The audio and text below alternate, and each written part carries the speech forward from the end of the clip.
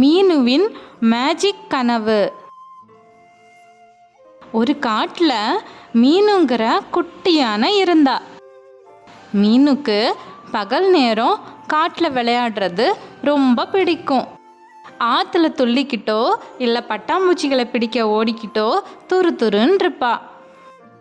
ஆனால் இரவு நேரம் வந்துட்டா விண்மீன்களை நோக்கி பார்த்து, இந்த வானத்தையும் தாண்டி என்ன இருக்கும் அப்படின்னு ஆச்சரியமா பாப்பா.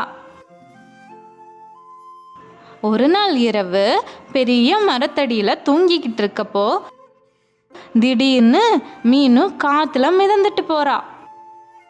அவ காதுகள் அசைஞ்சதும் உஷ் விண்மீன்களுக்கு நடுவே பறக்க ஆரம்பிச்சா. அங்க அவ பெரிய தேங்காய் அளவுள்ள பிரகாசமான மின்மினி பூச்சிகளை பார்த்தா.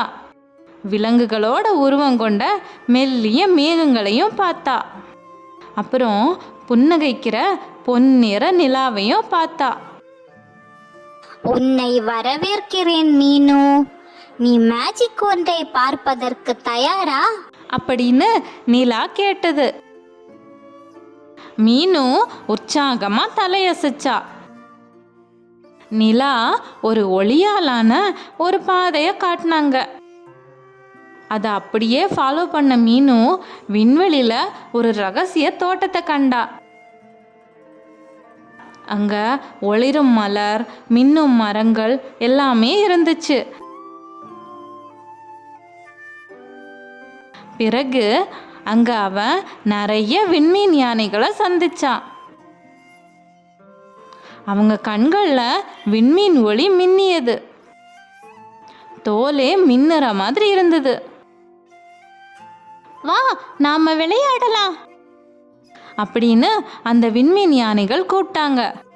மீனு வெள்ளி மேகங்கள்ல குதித்து இயல்பாகவே பறக்கிற மாதிரி உணர்ந்தா. ஆனா கொஞ்ச நேரத்துல மெதுவான ஒரு குரல் காட்டுல கேட்டது. மீனு, எழுந்துரு, நேரம் ஆயிடுச்சு. மீனு கண்களை மெதுவா திறந்தா. காடு ரொம்ப அமைதியா இருந்தது. ஆனா விண்மீன்கள் இன்னும் ஒளிந்துக்கிட்டே இருந்தது. அவ மெல்ல சிரிச்சான். அவளது கனவு உண்மையா கூட இருக்கலாம் அப்படிங்கிற எண்ணத்துல அவன் மீண்டும் அமைதியான உறக்கத்துக்கு மூழ்கிட்டான். இந்த கதை சொல்ற நீதி என்னன்னு தெரியுமா குட்டீஸ்? கனவுகள் மந்திரமயமானது. அப்புறம் உங்க கற்பனை உலகத்துல எதுவும் சாத்தியம். அதனால குட்டீஸ், கனவுகள், கற்பனைக்கு எதுக்குமே எல்லை இல்லை.